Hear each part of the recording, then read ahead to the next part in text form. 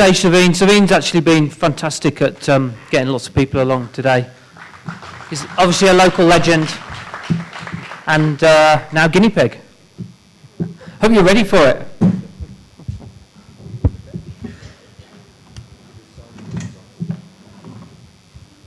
Okay, we'll do maybe standing shoulders, but maybe we'll do some seated later.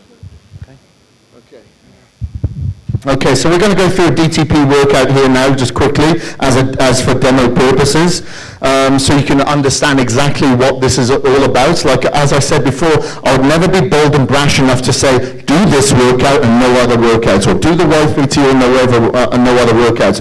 Do whatever workouts that you feel works best for you, or for your client. For us, we feel this works the best for our clients and for ourselves. But for you, it may be entirely different. Maybe it doesn't stimulate you motivationally, or mentally. So, just this is an example. This is what I do. This is what I generally put my clients through. And this is just a big example. So like I said, there's many hybrids of this. So what we're going to do today, we're going to start with the front raises, okay? Let's probably go for about a different rep range than I normally would. Maybe we're not going to do with the 50s, but maybe we'll do 30 repetitions. You're going to start with front raises for 30 repetitions. You start at both at the same time, okay?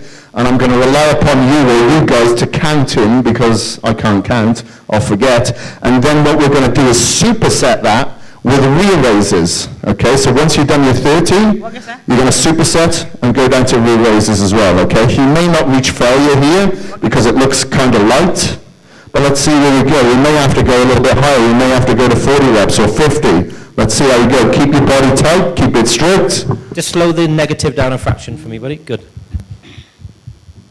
So what we're doing, like I said before, we're tapping into the lactate energy source. We're working on getting that sarcoplasm fluid into the muscle, increase the fullness, the separation from one muscle to the next. He's going to be utilizing a lot of calories during the subsequent sets as well. How many reps are we up to? 40. Okay, give us 10 more then. This is too light for him, way too light. So he should be actually putting in probably a rest pause period either in the next set or the set following. Also, when we do this exercise, I normally try to aim about forehead height, guys. All right, so I kind of go for about forehead straight height. Into your rear raises now, okay? So back parallel to the floor with your palms facing each other. Like that. That's it, good. So with the palms facing each other, I find that it just isolates the rear delt just a little bit more here. As it gets a little bit too hard for him, if he reaches failure, he can put the palms towards each other and it'll make it a little bit easier because it will incorporate the rhomboids to assist. Just slightly, more so on the positive and not so on the negative. When you perform this exercise, make sure you're putting the load and stress on your shoulders as opposed to bringing your back into play. Because indirectly, you could actually make this like a dumbbell row as opposed to a rear delta exercise, guys. Okay, brother, let's go. Come and encourage him now. Come on, get behind him. You can do this. At least you're getting a workout out of it, buddy. That's it, good. Keep your body tight now. Work that negative. Remember, it's the rear delt that you're working, not your back. How many reps are we up to? 37. Okay, almost there. You can rest pause. Stand up straight if you want to rest pause. You're up to 37. Okay, let's go. 38. Good, perfect. One thing I want to touch base on as well, even though primarily this is obviously a slow twitch muscle fiber that he's tapping into at the moment, and obviously sarcoplasmic hypertrophy, I also feel that the last couple of repetitions that he's going to perform on an exercise when he goes to complete failure, he's going to bring possibly some type of the medium fiber type fiber into play as well, because your body will always look into a means of survival in a sense. So once it's actually depleted itself in one form, it'll look for something else to actually keep going. As I say, it's a sense of survival. And with that gentleman earlier on, when he spoke about myelofibrillar hypertrophy, for instance, as opposed to, say, sarcoplasmic hypertrophy, one thing I will say that is when you do 50 repetitions and you come down to your 10, I'm not saying for 1 minute you'll be able to tap in completely, okay, into your myelofibrillar hypertrophy, simply because, yes, I'll agree, you've actually pre-exhausted yourself as you go through the rep range. But for instance, you may be able to tap into it maybe by 50 or 60%. But as far as like completely depleting that, then I would agree, with what you're saying. So he should be focusing right here on the front delt now, getting that separation from the chest over to the delt muscle. You need to get that separation. The further that this comes across, the wider the appearance of the cap of the delt will become. A lot of people neglect the front or the rear, and they just aim for the outer delt, thinking that's going to give them the overall width. Not the case. If you want to get a three-dimensional look to that delt, you really have to focus on the front and the rear. You're not going to get all that work from your pressing movements, such as your chest. If you do, you shouldn't be doing that anyway. You need to isolate these muscle groups separately. How many we're up to? 15. How many? 15. Damn, man, what are you doing? Let's go. Do you get your carbs in you this morning? 17. Good. The great way of doing rest pause, guys, is what obviously you do as many reps as you can, and then you stop for a couple of seconds, is you can go beyond failure. I'm not somebody, I'll tap into this later on when I start talking, I'm not somebody who does partial reps as a general rule, or forced or assisted repetitions. Okay, let's go one arm at a time now. One arm at a time. Just give me 5 more. We'll get to 30. That's it. One. That's it. Do that all the way to 30 now. Good. Get behind him, guys. Come on. He's doing this for you.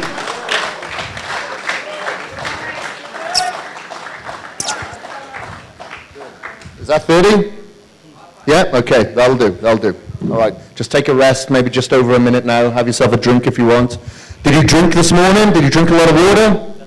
And you've eaten a good couple of big meals as well? Okay, chances are anyway the meals that he ate yesterday could be fueling today's workout because the liver will store those carbs anyway. Do most of you train like this when you do DTP, guys? How many in here have actually, or are currently doing DTP, or who have done DTP before? Put your hands up. That's a big percentage. How many of you here are currently doing Y3T or have done Y3T before? You probably know that Y3T is better than DTP, yes? Yeah.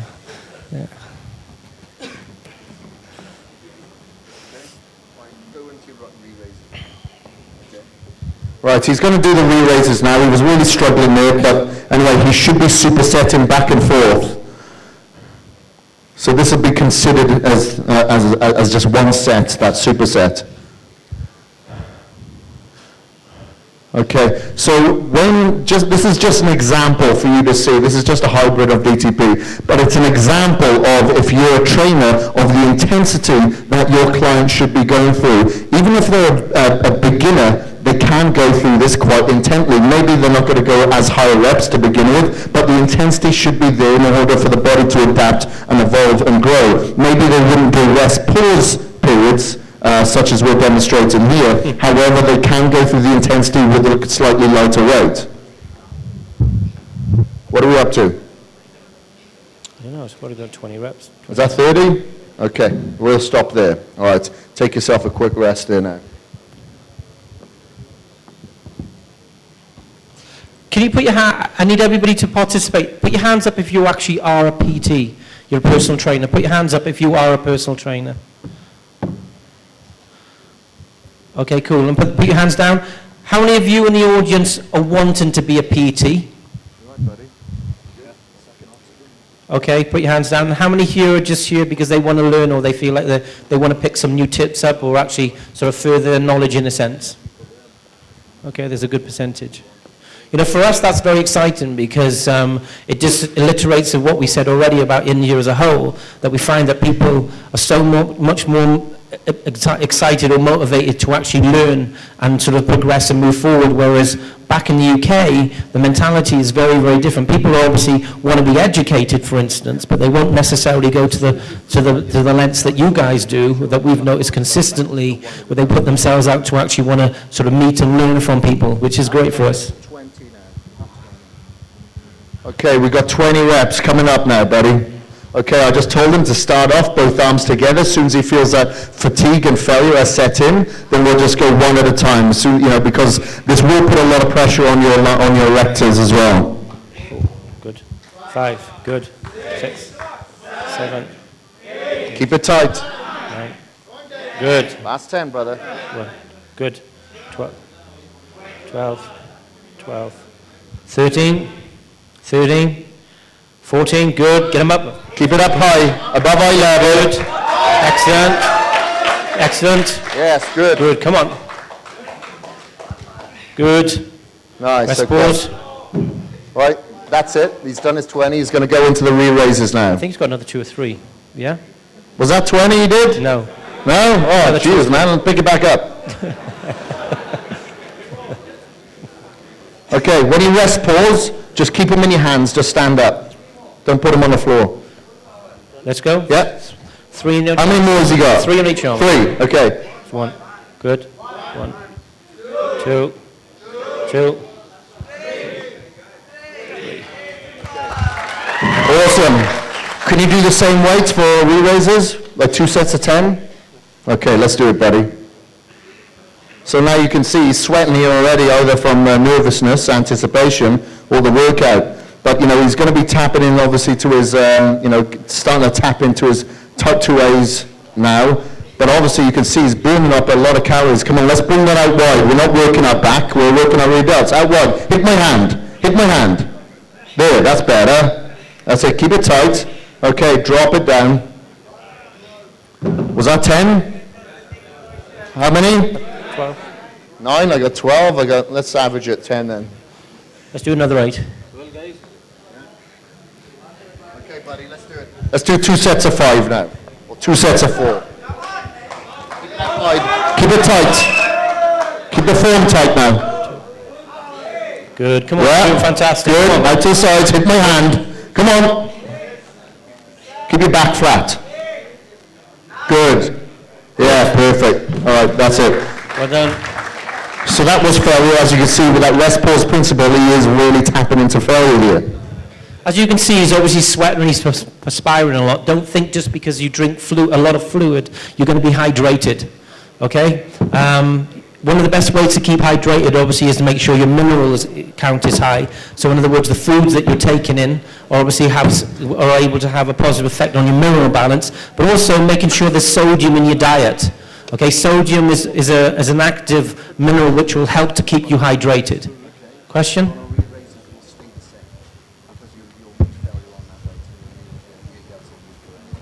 So we're increasing the weight a little bit on the front raises. We're going to keep it the same for the front raises, keep it the same for the rear raises. We need to keep that form tight. It's starting to get a little bit sloppy towards the end. The back muscle, his secondary muscle groups who are coming in, and he's only as strong as his weakest link. So we've got to make sure that weakest link remains stripped, so we don't bring in those adapting muscles. So he's just increasing the rest period slightly now. Because remember, like I said, we've got to make sure that ATP is replenished. Maybe he's not as hydrated as he could be. I don't know what time of day that he normally trains, but if he's usually adapted to training later in the day when he's got a little bit more fluid in, maybe he's able to adapt to the workouts a little bit easier. Chris, got a quick question here. Chris Neil, hi. Okay, I just want to know about early muscle fatigue. How do you deal with it? Like when I work on my biceps, I fail at about 8 to 9 repetitions.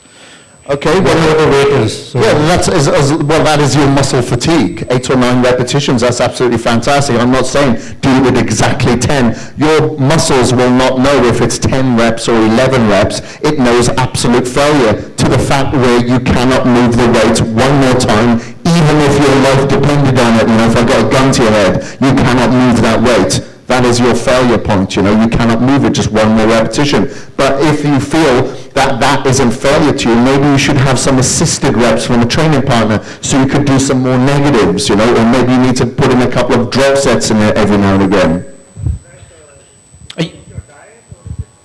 Pardon? Are you saying to me that you're failing at maybe 8 repetitions and you want to try and get 10 repetitions for curls, for instance? Is that what you're saying? Okay, re-raises now, buddy? Right.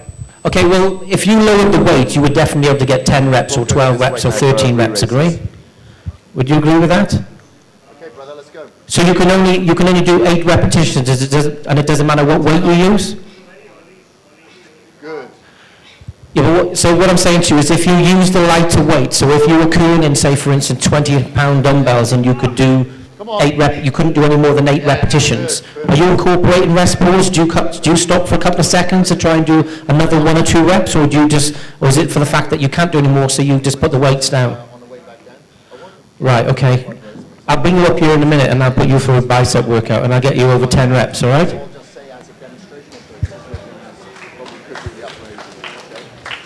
Right, let's got rid of him, isn't it?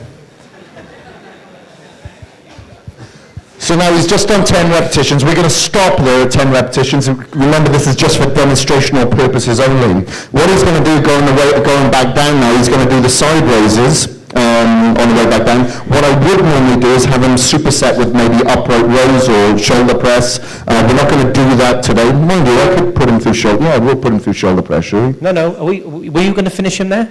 No, I was going to go back down with side raises, but superset it with shoulder press. But we could do that but for demonstrational purposes, maybe we'll just stick with the side raises. But I would normally superset that with an upright row or with a shoulder press as well.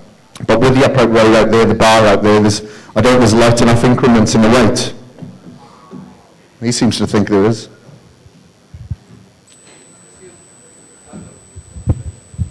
We can leave that, it's okay. We'll just go for the side raises. All right, so on our way back down now, we'll just pick up, okay, we'll just grab, let's see. What would he normally do for like 10 repetitions on side raises, do you think? No, that's way too light. No, bollocks. All right, let's try, would he be able to do that, do you reckon, or not? Yeah, but you're using side raises now, different muscle group. Maybe we'll go then. Yeah, hi.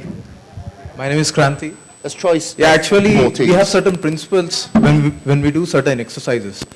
If we go with 10 repetitions. shoulder exercises, we have a certain principle. So when you're doing 50 reps at a time, so some certain reps are there.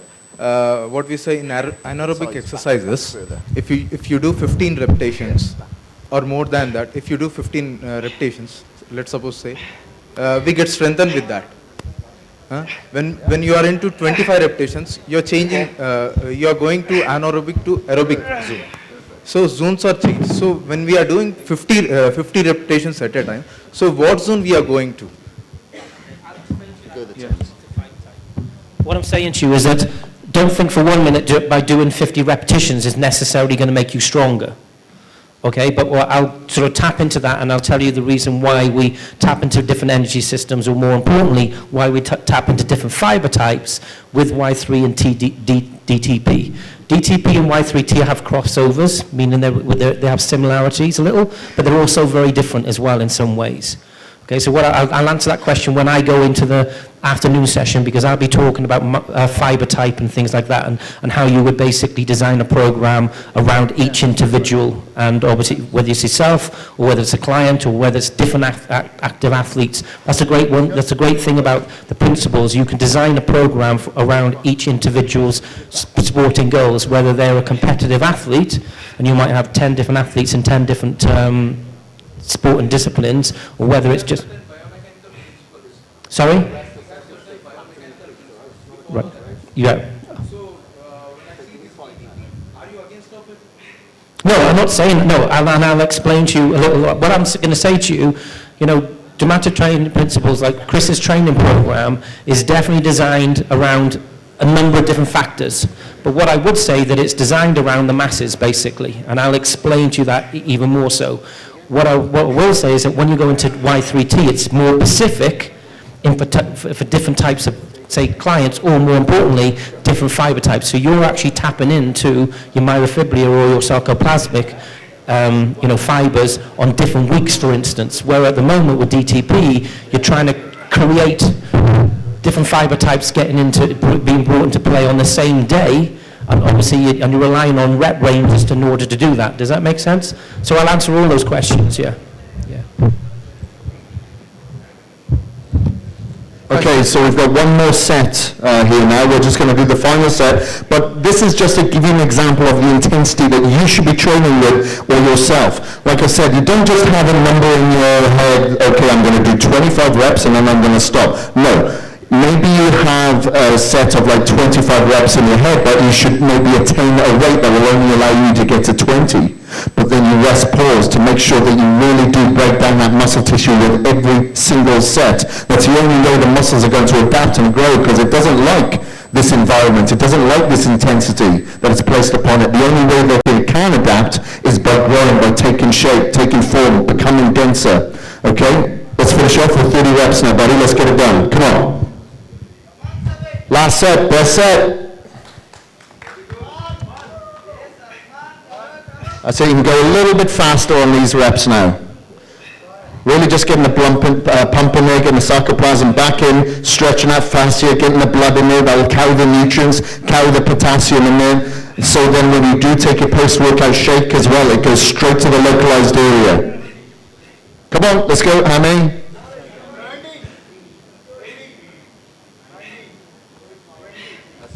Stop bringing your traps in now. As you can see, as he's coming up, he's pinching his traps a little bit. They'll become a little bit more overdeveloped than his outer delts. So really focus, get that mind-muscle connection. Don't use your assisting muscles. Let's go. Come on, brother. Let's finish it off. Come on, get behind him now. Come on, encourage him. Let's go. Yep, come on. Keep it going. Dig deep. Come on. Yep. Is that 30? 27, 28? Let's say 27. 3 more reps. Okay. Yep. Yes, good. Easy. Nice one.